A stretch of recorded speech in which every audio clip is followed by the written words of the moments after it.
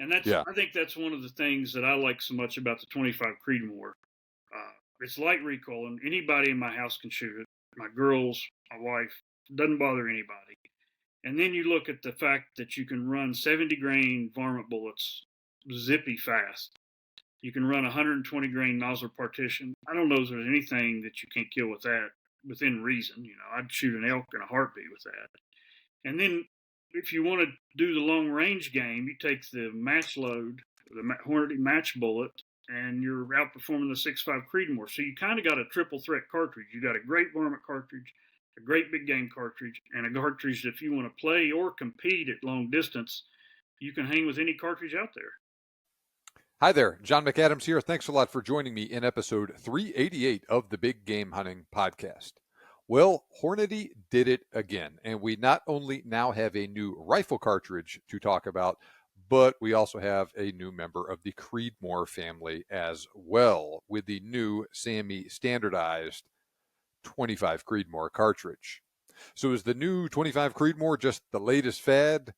Or does it actually offer any significant benefits to hunters and shooters compared to the rest of the Creedmoor family or more established 25 caliber cartridges like the 257 Roberts and the 25-06 Remington?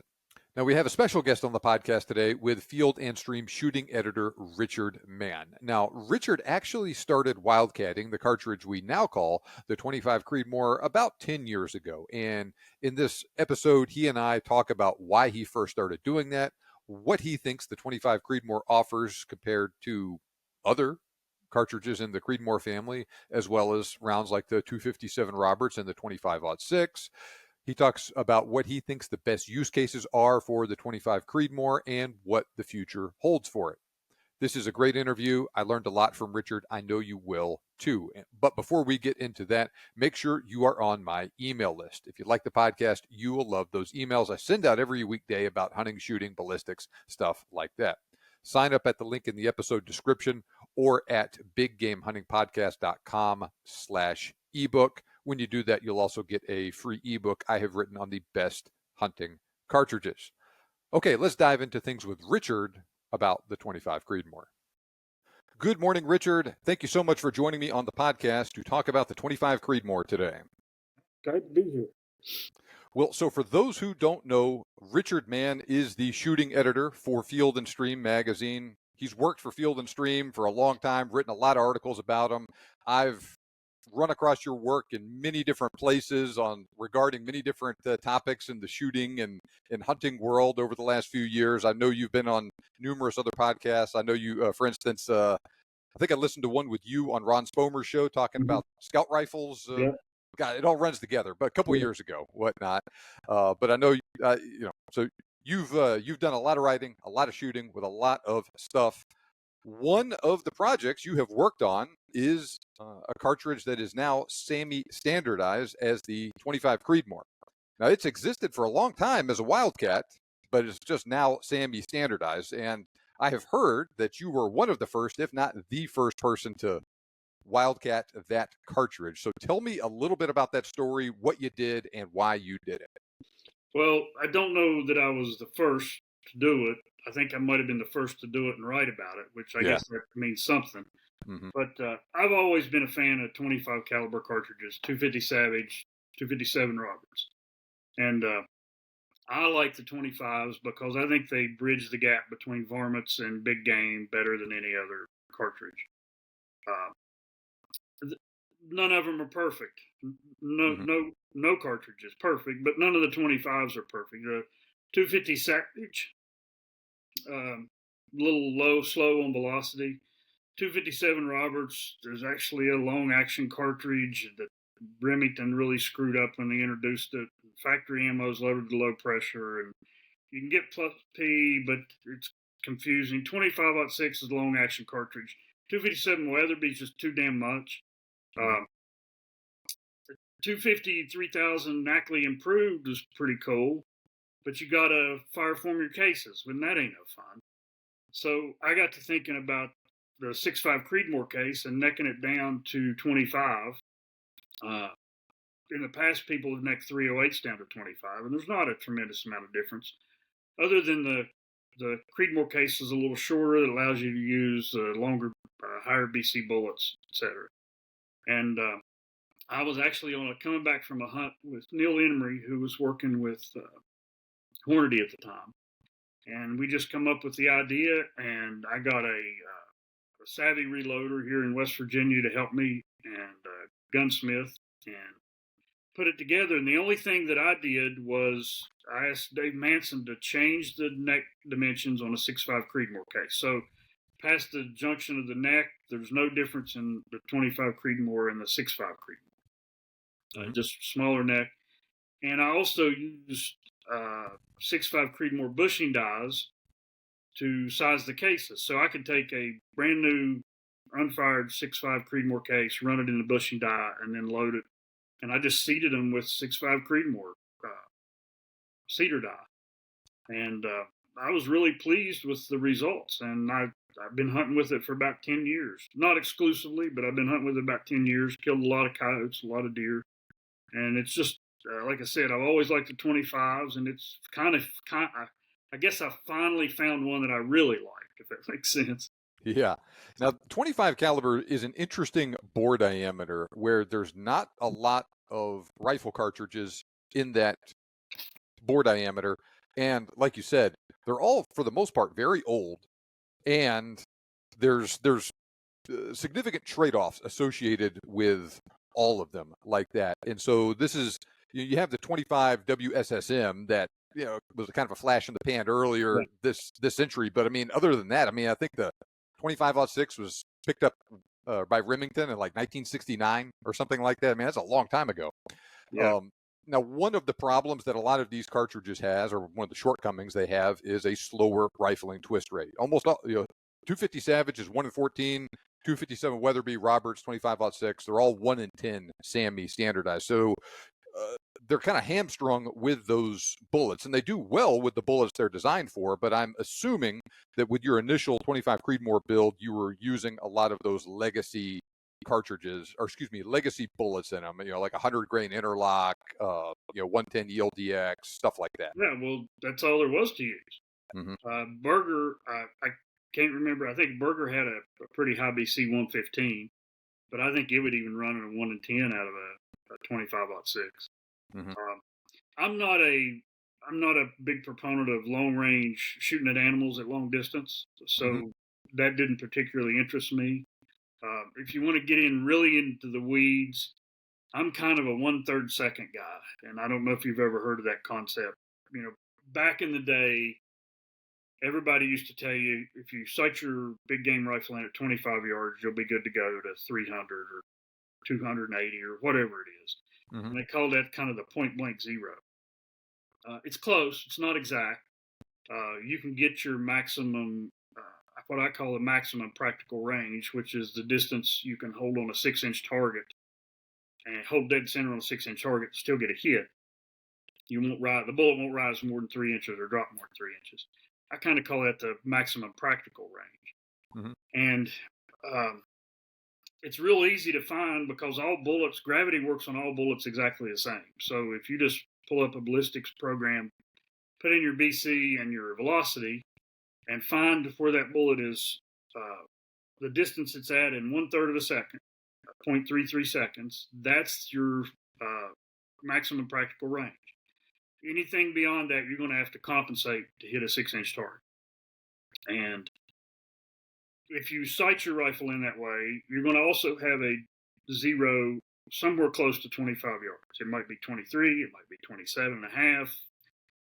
And then if you're a rifle shooter, you know how you can't really zero that close and have, you got to fine tune when you get out the distance. Mm-hmm. But at any rate, 25 Creedmoor with like a ELDX bullet will take you out to about 289 yards. Believe it or not, that's when you look at all modern cartridges, they're all going to be somewhere between like 270 and 315. Mm-hmm. So there's not a lot of difference. As much more recoil and as much more powder and as much more high BC bullets we cram in them. Like a 7mm backcountry is probably currently the flattest shooting hunting cartridge we have. And its 1/3 second distance is only 315 yards. So that's not a big difference. And that's kind of the way I operate as a hunter. I hunt within that 1/3 second distance. I don't have to worry about wind, because at those distances, unless the wind's a gale force wind, you're going to get your hit.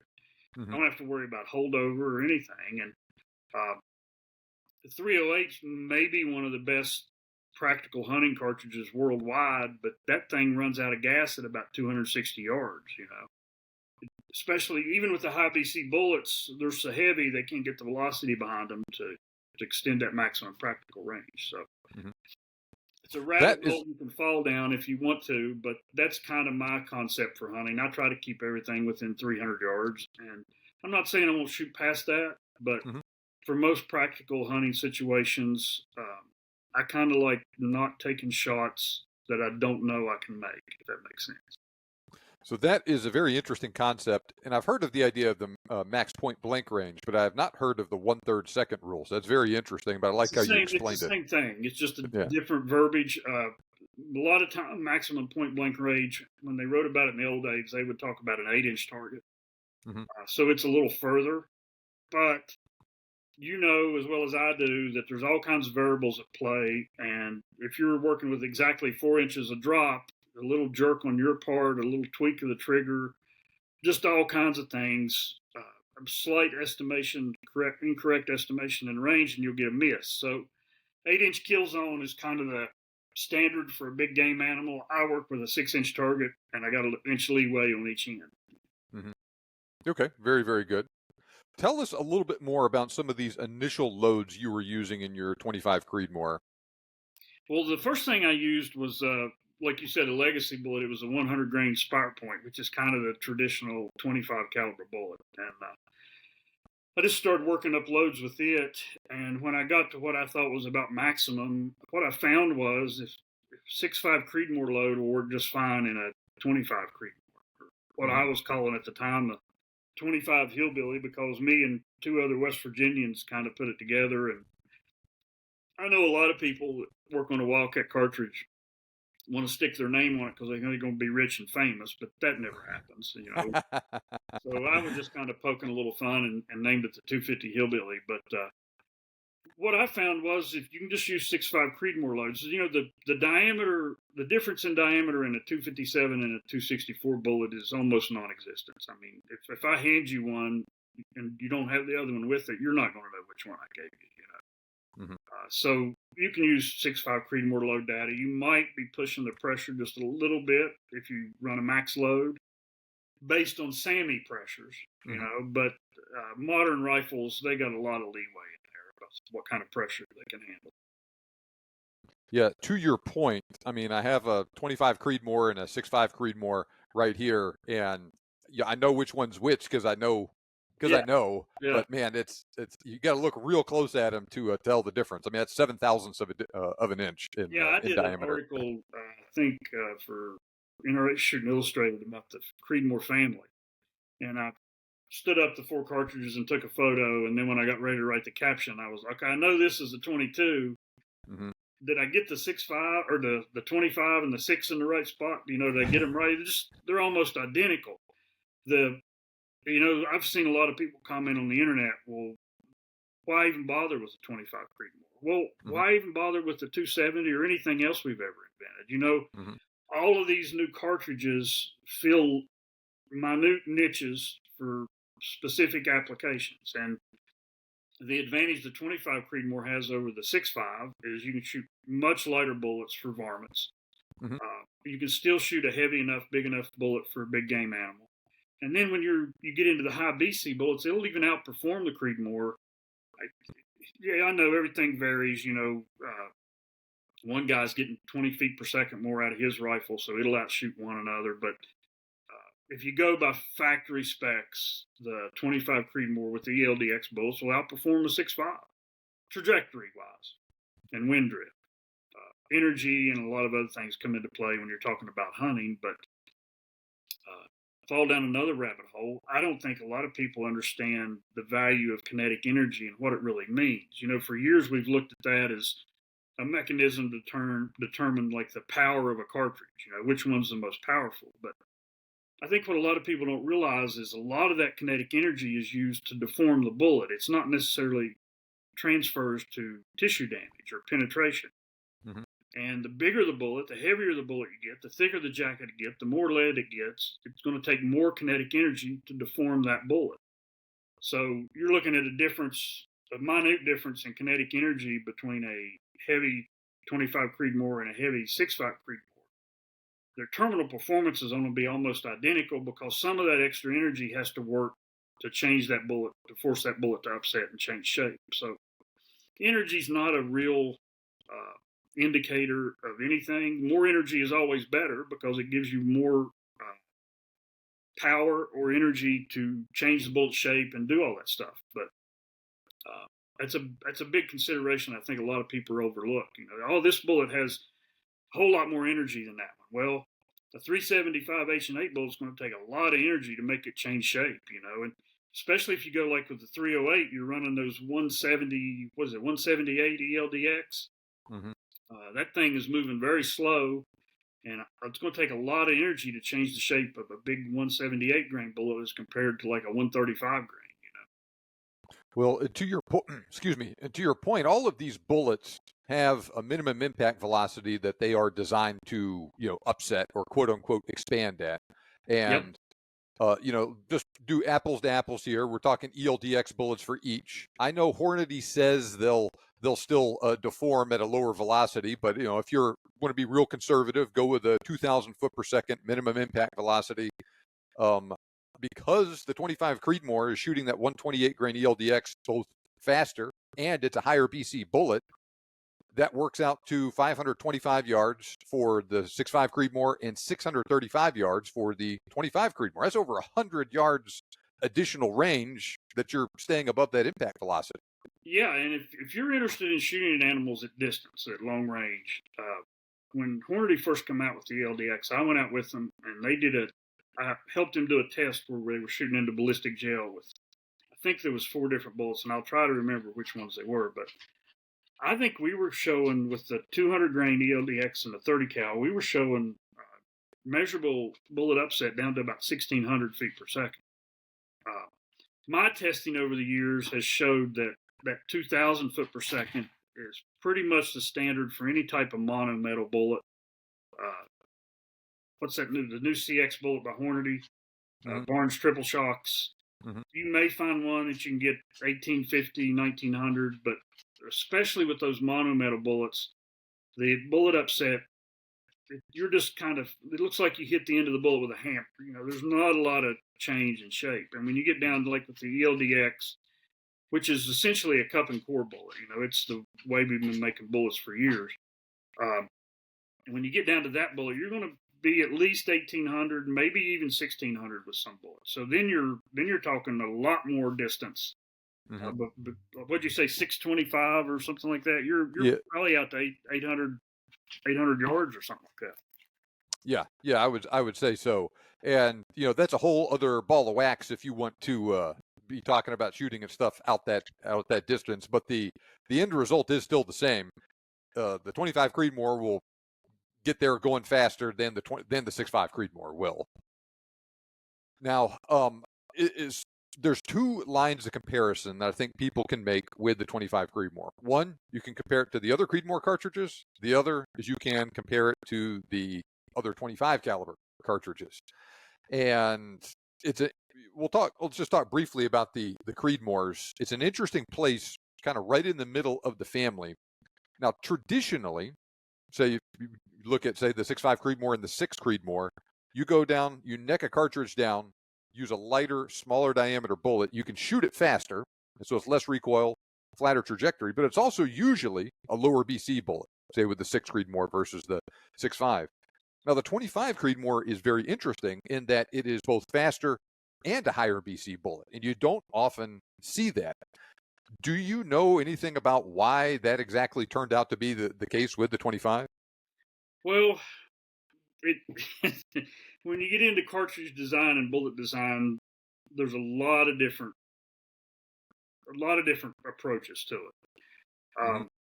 If you look historically, when all the cartridges were designed, most all of the bullets that they built them around, the kind of their standard bullet weight, had a sectional density, and I'm going from memory, but it's like 273. Mm-hmm. So if you look at a 25, a 26, 27, 7mm, 30 cal, all of those bullets in their legacy bullet weight is going to have a sectional density, I think, of about 273. Like I think a 308 bullet with a 165 or 163 grain bullet is right at the sectional density of 273, somewhere in that area. And that's kind of been the standard for cartridge creation up until the 6.5 Creedmoor come out. And with the 6.5 Creedmoor, which is kind of the modern cartridge, the new modern cartridge, we started going with heavier bullets.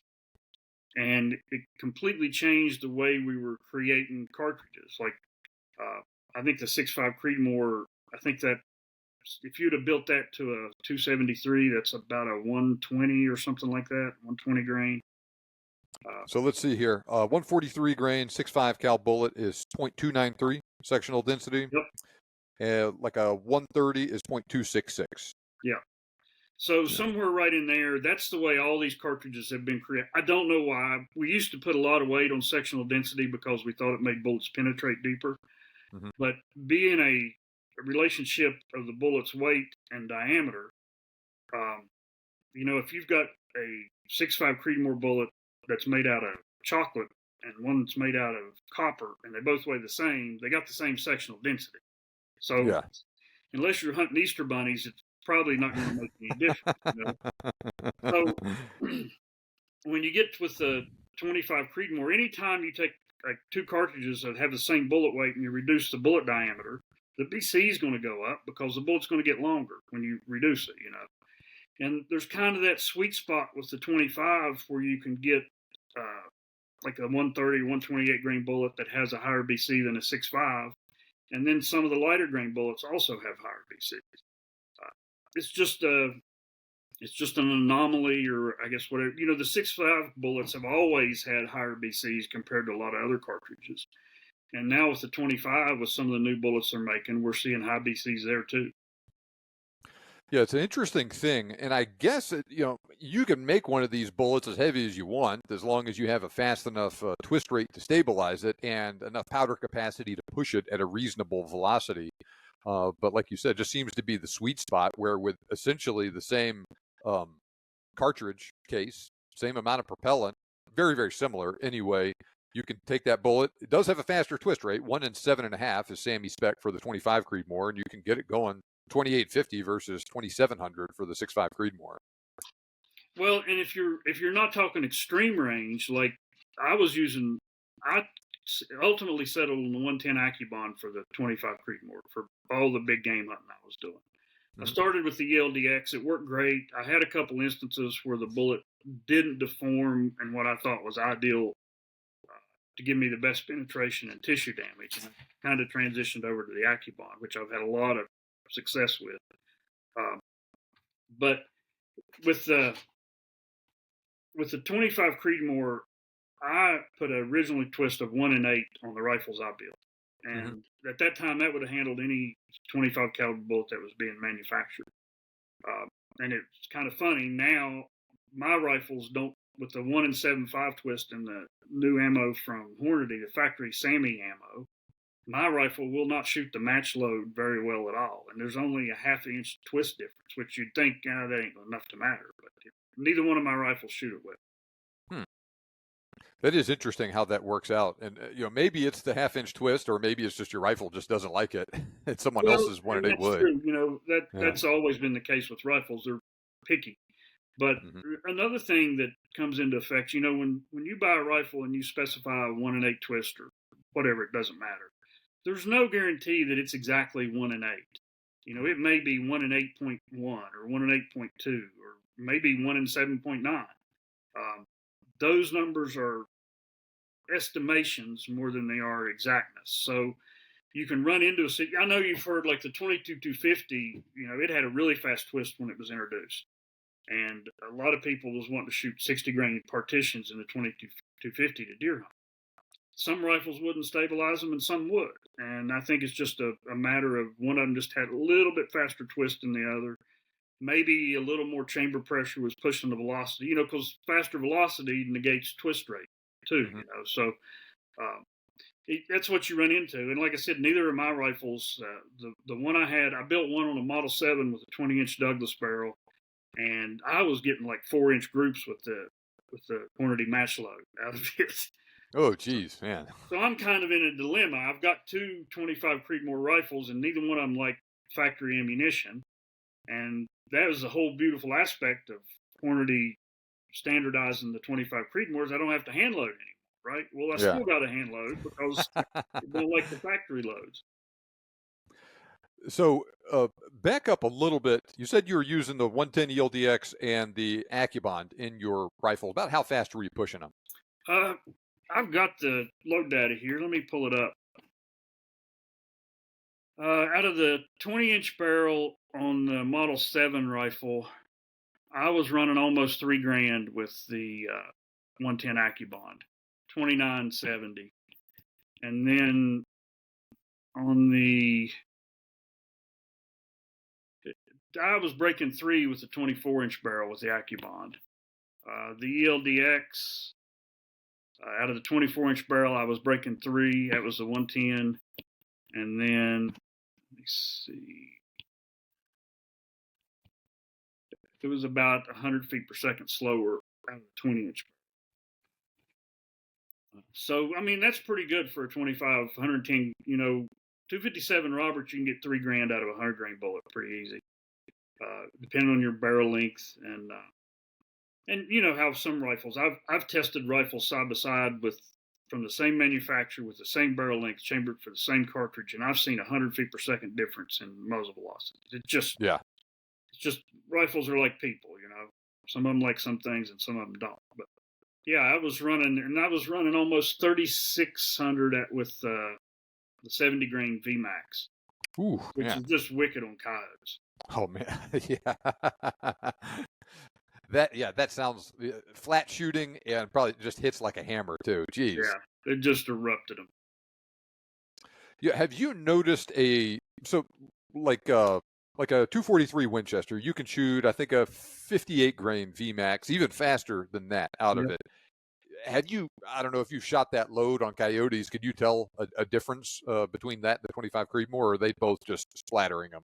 Well, I think the big thing when I was growing up, guys would kill a deer and drag it into camp, and it would have an exit hole that was this big.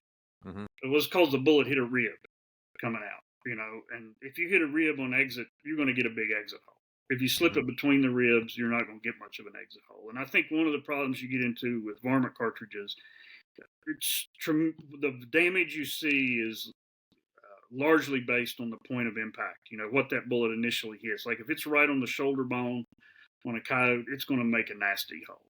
If you slide it between two ribs, it's going to look completely different. And you shoot all those bullets into jail, they all look about the same. So the point of impact, I shot a coyote in Wyoming with 95 grain 6.5 Creedmoor.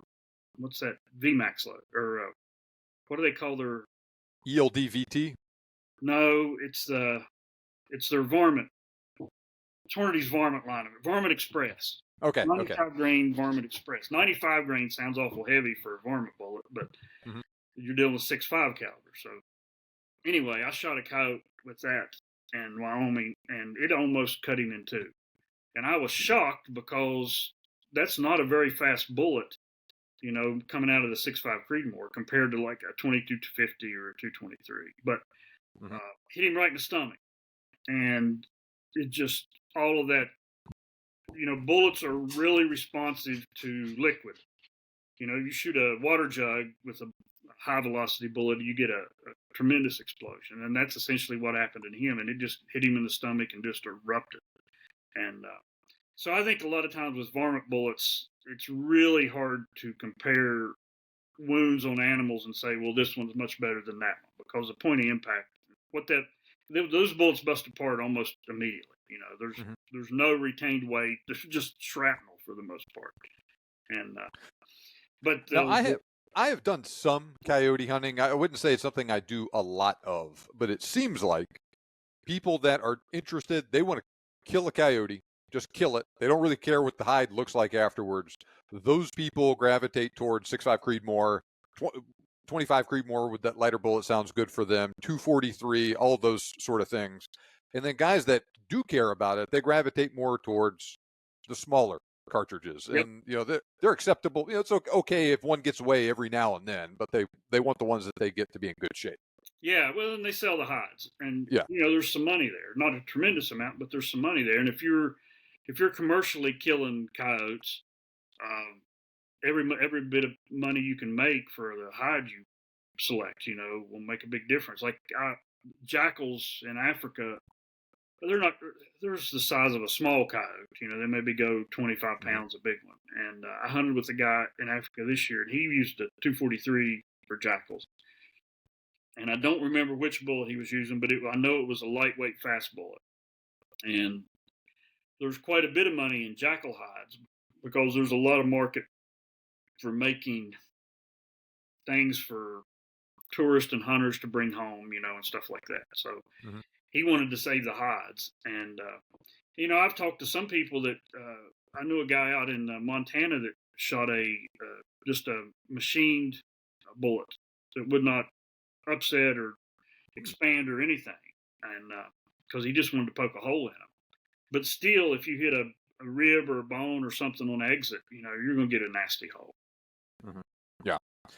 Now, so we talked a little bit about shooting coyotes with them. Tell us a little bit about some of your experiences shooting, deer and whatnot with the 25 Creedmoor. The ELDX bullets, most of those I recovered those bullets. I shot the first one I shot was about 125 yards. It was a big deer, and it was kind of quartering away. Shot him behind the ribs and got the bullet up under the hide on the front shoulder. It was funny. I was in Arapahoe, Nebraska, staying in a hotel, and I saved that bullet. Hornady could have used it for. It was the first. I think it was the first animal that was killed with the ELDX 110, and the bullet was so pretty. Hornady could have used it for an advertisement photo, and I dropped it in a cup of Coca-Cola to kind of eat some of the meat off of it, and the cleaning lady threw it in the trash, so I didn't get to keep it. And then I shot another one I shot a doe at a little, just right at 300 yards, broadside right through the chest, both lungs with the ELDX, and it exited. The Accubons, and I haven't recovered any of those. All those I've shot into deer complete pass-throughs, which is kind of typical for, it's a bonded bullet moving pretty fast. It's kind of hard for an animal to stop that unless you shoot it long ways. So I haven't really, with the ELDX, I've seen some of those bullets. Like I said, a couple of them I recovered had odd shapes, and I didn't think, maybe I was getting the maximum tissue destruction. But hunters, we overthink all that stuff. Most of the deer hunting I do in West Virginia, I use a 223 with 60 grain partitions, and it'll kill the hell out of deer. So, 25 Creedmoor is substantially more powerful than 223. So I think a lot of times we way overthink that. I think that 100 grain legacy Hornady interlock bullet will kill any big game animal you want to shoot with a Creedmoor. So I recently got back from a trip to Africa, and I took a 25 Creedmoor with me. I was using the ELDX factory load. I was also using a custom hand load with 120 grain North Fork semi-spitzers in them. And I mean, those North Forks were going 2950 thereabouts. I mean, they were moving, and I did not recover any of those bullets. And I was shooting, for the most part, stuff at close range with it too. 200 yards was my furthest shot. Just hammered everything I shot with it. My son shot an Impala at about 50 yards with the North Fork, strongly quartering to, just annihilated that front shoulder, annihilated the vitals, blood everywhere, and it went less than 5 yards. Right, just what you like to see. Yeah, great load for that. Right, shoots real well. Didn't recoil much. My 9-year-old son could handle it. Piece of cake. I shot another Impala with a 128 grain ELDX, very similar shot distance and angle as what my son had. And that's what I recovered from it. Is basically the jacket. Yep. I think there's a tiny bit of lead left in there. And it just annihilated that near side lung, got him in the liver and whatnot. He went less than 50 yards, but it didn't exit. And I did not find a single drop of blood on the ground afterwards. Well, So that's the two things. We've been taking writers and marketing people for ammunition companies have been taking photos of recovered bullets for years and bragging about how pretty they look. Well, it doesn't matter, really. And the retained weight, they put a lot of emphasis on retained weight. That doesn't matter either. If you get the penetration you need, what advantage is there of the bullet having all its weight left? There's absolutely, it's not, you're not going to reuse it. They're not made of gold. It's not a valuable metal. So the retained weight's not a big deal. Most of the animals that I've shot with the ELDX bullets, we did 3 scout rifle safaris in Africa. And the first one we used, everybody involved used 178 ELDX and 308. And oddly, what we found was inside 100 yards, we were finding it hard to put animals down quick. We were killing everything. Don't get me wrong, but once that bullet got out past 100 yards, it seemed to be much more effective at putting animals down quickly. We had a sampling size of like 60 animals, so I don't know how definitive that is, but there's definitely something to be said about a bullet's ability to consume that kinetic energy we talked about quickly. And I'll give you a quick example. Doesn't have anything to do with the 25 Creedmoor, but I was on a cull hunt for whitetails in Texas. And Remington sponsored it, and they provided us 168 grain Barnes TSX loads. And the first day out, it was a weird situation because we were hunting 100-yard wide senderos that were 1,000 yards long. And on each side, the brush was so thick and it was so full of rattlesnakes. If a deer ran into that any distance, they didn't even want to go get it. They were afraid to get in there with the snakes. And we lost a bunch of deer on that first day because they were running.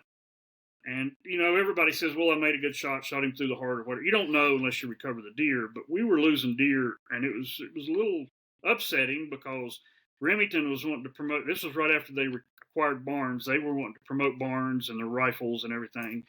Somebody there had a 50 cal ammo can full of Hornady Zombie at max ammo, which is just SST bullets. And we switched to that, and we started dumping deer just left and right. You shoot them, and they just fall over. And of course, these are, big Texas whitetail, 125 pounds, so it's not a lot of animal. But I did a test at the Barnes lab with one of their engineers. And what we found was if you shoot a triple shock bullet, we were chronographing bullets before and after they went into gelatin.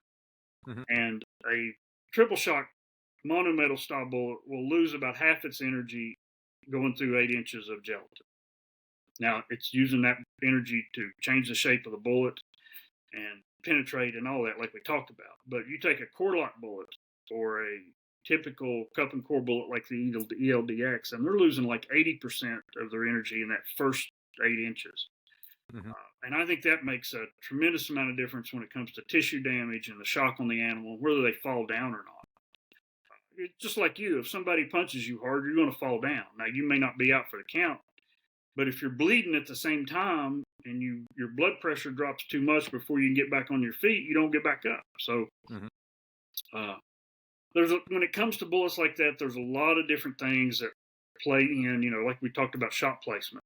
But I think the ELDX is a great bullet, especially if you're going to shoot at distance, because that bullet slows down enough to keep it from over upsetting and fragmenting, and you get good weight retention and good penetration, regardless of how much the bullet changes shape, Yeah, you talked about shooting that doe at 300 yards. That's doing probably 2,500 feet per second, and that seems to be just the perfect impact velocity for that bullet, where it upsets like crazy and still penetrates like crazy too. Yep, it went to both lungs, didn't hit the heart or any major arteries, and she just collapsed. She never moved. I shot a pronghorn several years ago with a 6.5 Creedmoor, and it was a little bit closer than that, but impact velocity was still the same.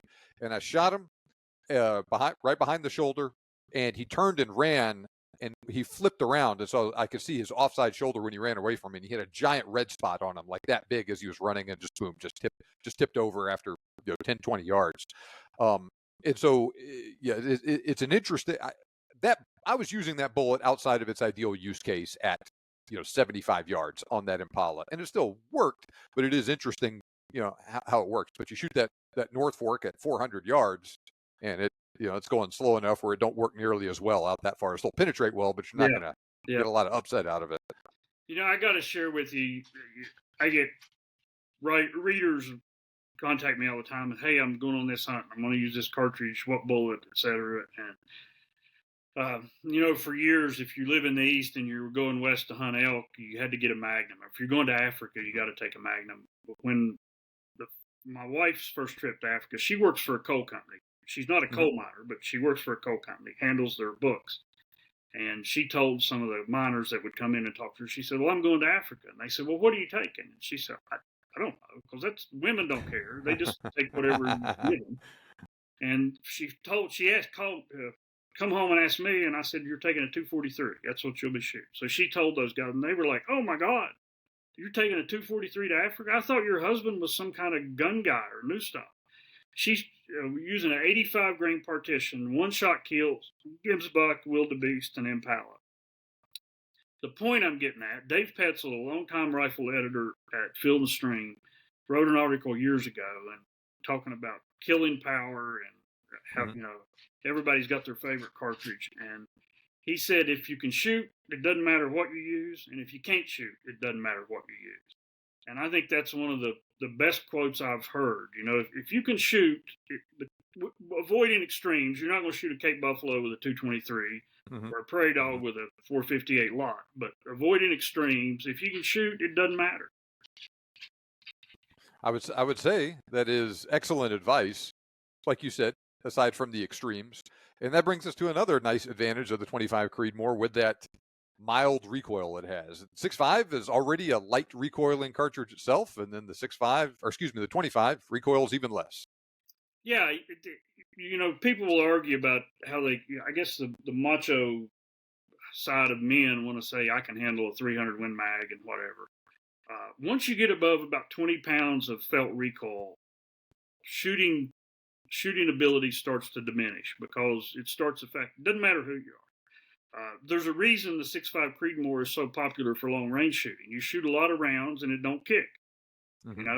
You could you could do all that with a 338 Lapua if you wanted to. And you'd go home and eat a half a bottle of Tylenol in the process.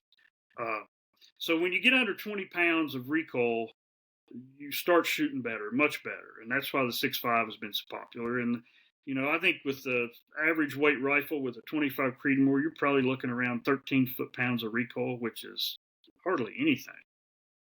You shoot that all day. Yeah, so I did a side-by-side comparison. I actually took two Hornady factory loads and pulled the bullet, weighed the powder in each one of them.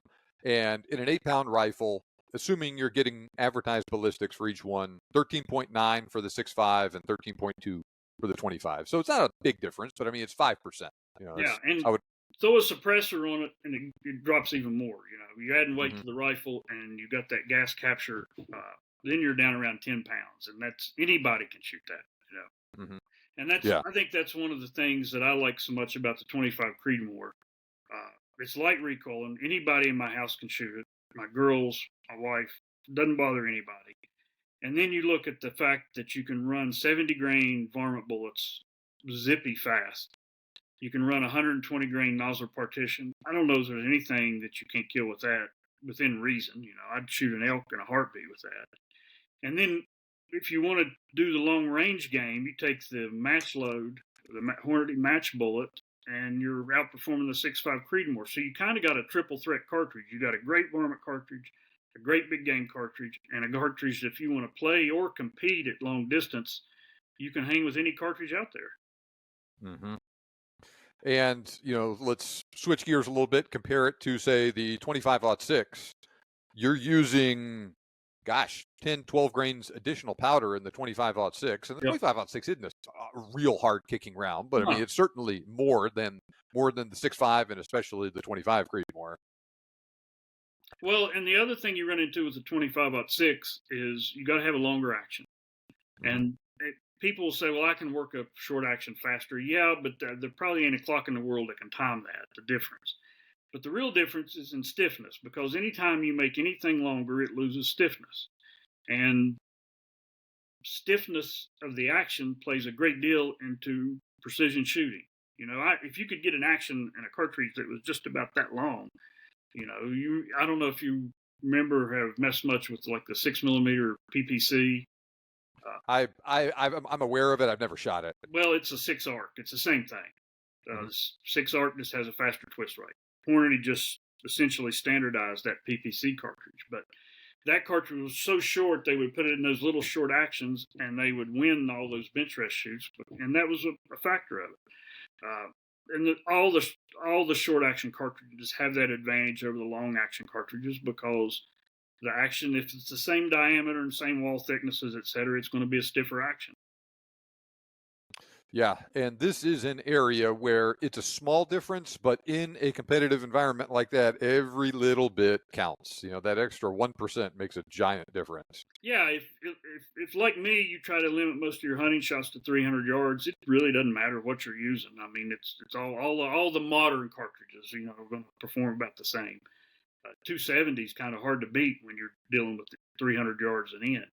But if you're shooting competitive or extreme long range, every little advantage you can get helps, And a lot of people will say, well, I'm correcting for my trajectory. I have all my dope, so I'm correcting for my trajectory. So why does that matter? Well, it matters because if you're 10 yards off on a range estimation at 800 yards, you might miss the target. Mm-hmm. And if you miscalculate the wind, which is impossible to calculate in the first place, from 0 to 800 yards, miscount the wind by 5 miles an hour, you miss the target too. So every little advantage you can get, whether it's your action, your rifle scope, your BC, your velocity, all those things play into whether you're going to hit or miss. And that's where we talk about, why do we have a 22 or a 22 Creedmoor, 6 Creedmoor, a 25 Creedmoor, and a 6.5 Creedmoor? Well, everybody's got a little different take on what they want to do with the rifle, and each of those cartridges have their own special application. For varmints, if all you were going to do was hunt varmints, that 22 Creedmoor is hard to beat. Mm-hmm. And if you wasn't going to hunt any varmints and you were just going to go after elk size game or something around that size, 6.5 Creedmoor is clearly the way to go. Mm-hmm. But if you want to mix all those, if you want to do varmints, big game, and long range, the 25 Creedmoor is the better of all four of them. And, to that point, NRL has a power factor, 380,000, that you got to meet in order to compete in some of the divisions. And it's set up in such a way where none of the 6mm will fit the bill there. And the 6.5s certainly work, but you can run 134 grain ELD match at 28-35 feet per second, and you're right there. And so you got that advantage in terms of trajectory, wind deflection, and a little bit less recoil, and you're just barely making it over minimum power with the 25 Creedmoor. And every little bit that you're going for there helps, maybe helps you win the match. Well, and that's where we get manufacturers creating these cartridges to fit certain needs. Hornady didn't do that and just by accident say, oh, look, it meets the power factor. Way back in the 90s when action pistol shooting was really popular, they have a power factor, and it separated the scoring on the 45 and the 9mm. And then somebody figured out, hey, I can meet this power factor with a 38 Super. And they started hot loading 38 Supers, and for a while that was the cartridge of choice, So it's all about the niche that fits your need. I think for probably 90% of the hunters in the United States, a 25 Creedmoor, if you're going to have one cartridge, that's probably the cartridge to get, because you can do elk with it, you can do coyotes with it, you can do rock chucks, and then you can go play at long range, and you don't have to. You don't have to give up anything to anybody. Mm-hmm. Now, with people that think about Hornady, especially people that may have a less charitable opinion of Hornady, they associate them with marketing. And Hornady has an A+ marketing game. Credit where credit is due. And the 7PRC was kind of an example of Hornady doing what they do best. I mean, they built a new good cartridge and they marketed the heck out of it. That's not been the case with the 25 Creedmoor. It's been a much more subdued launch of that cartridge with the SAAMI standardization, especially compared to the 7 PRC. So like they're making it and they promoted it a little bit, but nothing like they've done with other things. It seems like, well, I'll ask you, why do you think Hornady standardized the cartridge? Well, I think a lot of people were shooting it in competition, and they thought if they could make ammunition for it, they'd sell ammunition for it. You know, everybody says, well, the only reason these manufacturers bring out new cartridges or new guns is because they want to sell more. Well, no kidding, right? That their job is to make money. But that doesn't necessarily mean they do stuff that's a bad idea. You know, the 25 Creedmoor, I think they saw a niche that they could fill with competition shooters and sell them ammo and sell them brass. I'm shocked that they didn't push the hunting aspect of it more. It's almost, you know, anytime you see any Hornady talking about the 25 Creedmoor, it's like all they're talking about is long range performance. And they completely missed the concept that, you know, the 250 Savage for years, any hunter you run across almost had a 250 Savage. And why? Well, I could shoot deer with it and shoot groundhogs out of the garden with it. You know, worked perfect, didn't kick hard, ammo wasn't expensive. And then 257 Roberts, that cartridge, Remington screwed it up from the day they launched it. They introduced it with a 117 grain round nose bullet of all things. And that cartridge won't die. I mean, every year somebody brings out a limited run of 257 Roberts and they sell it. And it's because it works. And I'm a little shocked that Hornady didn't push the hunting aspect and the versatility of that 25 caliber cartridge more than they did. That is the impression that I got as well. And it seems like there are some cartridge introductions where there's a company that's making a new cartridge and they're like, hey, we think you guys should use this. And they kind of force it on people. And sometimes it works out, and sometimes it doesn't. This seems to be a bottom-up one where, like you said, people were using it and they're like, okay, well, if you guys are using it and all that, then that's fine. And this was a long telegraph thing that they did for a long time, too. I mean, I could see it coming for over a year away and had no inside info. You know, they made the 134 ELD match. They started making head stamped brass for 25 Creedmoor. And then they finally start making ammo for it like that. And we'll see how successful it will be. But it's one of those, I don't know that it's, well, what do you think? I think the success on the cartridge is going to depend on the rifles. And I think that's pretty much the case. You know, like the 7 PRC, if nobody would have made rifles for it, it wouldn't have been a success. And right out of the gate, Mossberg was making their Patriot and 7 PRC, and you can pick it up for $450. Yeah. You know, and that makes it easy for the average guy to try a new cartridge, you know, when he only has to spend $400 some to do it. It's funny, when I approached Hornady about the 25 Creedmoor, 250 Hillbilly, or whatever you want to call it, I said, I think you ought to introduce this cartridge, and I think you ought to do it different than all your other introductions. I think you ought to partner with Mossberg, call it the 25 Whitetail or the 25 Hunter, because that's what it is, to me, is a hunting cartridge.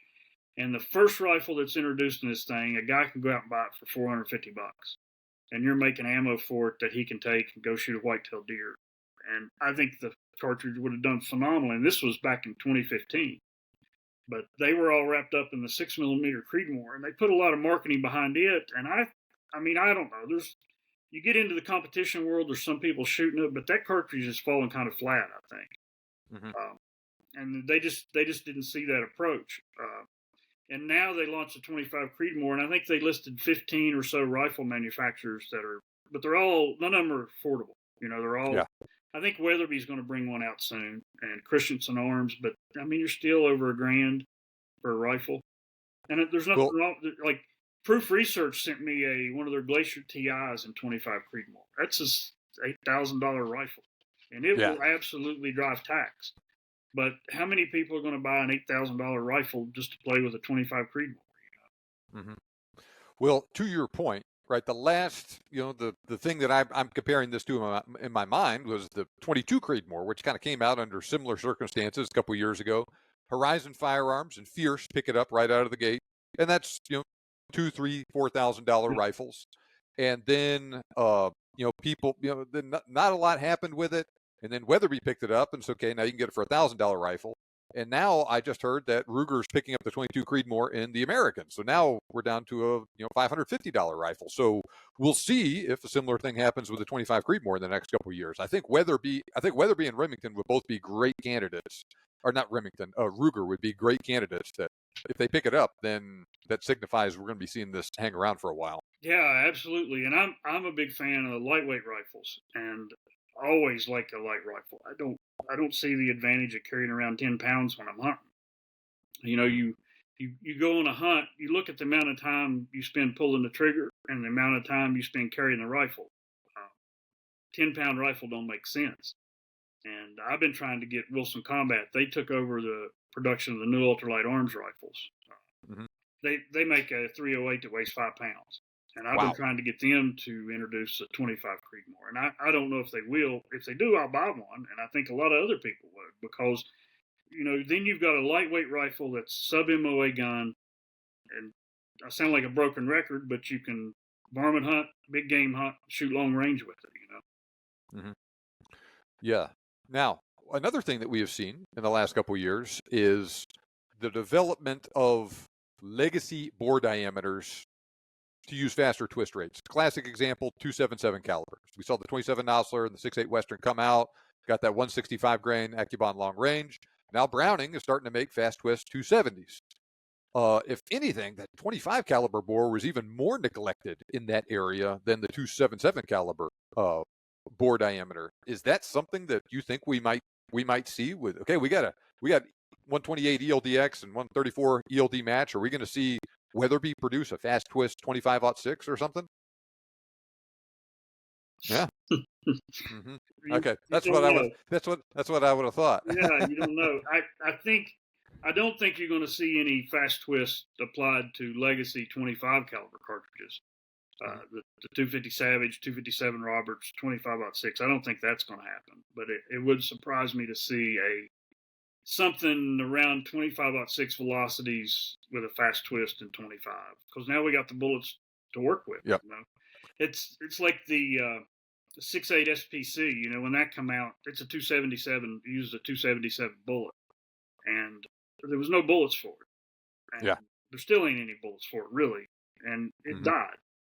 I mean, I know some people are shooting 6.8 SPCs, but that cartridge is dead because there's no bullets for it. And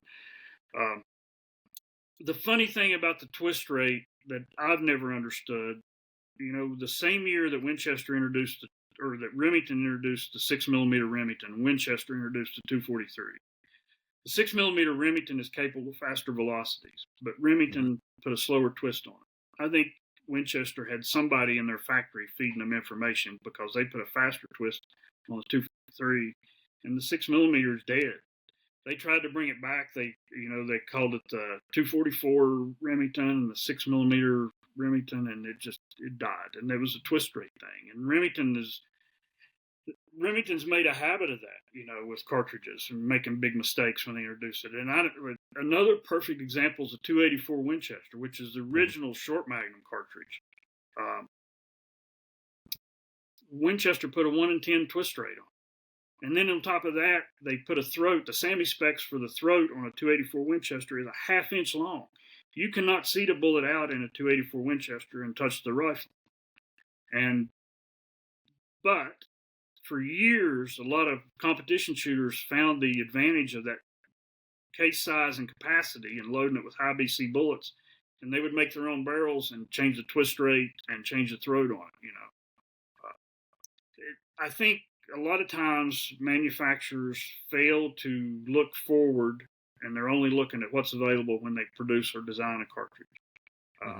The 7mm backcountry, which just recently come out, that was a very well thought out cartridge in every aspect. They made it to work with a 20-inch barrel. They made it to work with a high BC 7mm caliber bullet. They made it to generate velocities out of a 20-inch barrel. This year in Africa, I had a 7 backcountry, and a friend had a 7 PRC. Both of them had 20-inch barrels. We were both shooting 175 grain bullets. The backcountry was 200 feet per second faster. Ooh, yeah. That's a measurable difference. 50 feet per second faster, who cares? 200 feet per second, that means something. And I think Hornady deserves a lot of credit for really starting, I guess, what you call a modern rifle cartridge, where and like we talked about the 6 millimeter arc. All they did was take a 6 PPC and change the twist rate on it. There's some slight differences in the case, but not enough to matter. Hornady gets a lot of credit for moving us into the world of the modern rifle cartridge, where manufacturers are really thinking about every aspect of the cartridge before they introduce it, and put it out on the public.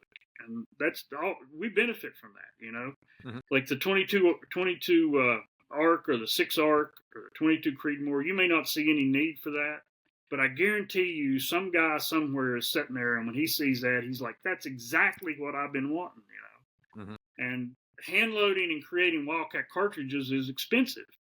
That was one of the things that I liked about the 25 Creedmoor is I didn't have to buy special dies. Had to buy a chamber reamer. But if you start from the scratch and want to create a cartridge that fills your needs exactly, you got to buy a reamer. You got to have dies made. It gets expensive. For example, when I asked Wilson Combat to make the 25 Creedmoor in their Nula rifles, their response was, "We don't make 25 caliber barrels." Well, they got to have barrels drilled for 25 caliber. They got to buy buttons to button rifle them. They got to buy chamber reamers. They got to buy go and no go gauges and all that. So it's an investment. And where is the 25 Creedmoor going to go? We really don't know. There's so many cartridges we have to choose from today. It's hard to put a lot of money behind one that don't have a proof. We want to make it in 308. Well, yeah, everybody's going to buy that, right? Yeah. So it gets difficult, and it's an investment for the manufacturer. And then when you think about it, well, why don't they do this or why don't they do that? They got to buy, even if they launch a new load, they got to have new boxes. They got to have new printing. They got to test all that stuff and proof it. It gets expensive. And I think lots of times the consumer, when they look at the price of a box of ammo, which is pretty damn expensive nowadays, they wonder why this stuff costs so much. But there's a lot of stuff that goes into that to make sure that when you put that cartridge in your rifle, it doesn't blow your rifle up, and you actually hit what you're aiming at. It is amazing what we are capable these days of with going to the store, going to Cabela's, buy off the shelf Mossberg or Ruger or whatever for $500-600, a couple $100 for a scope.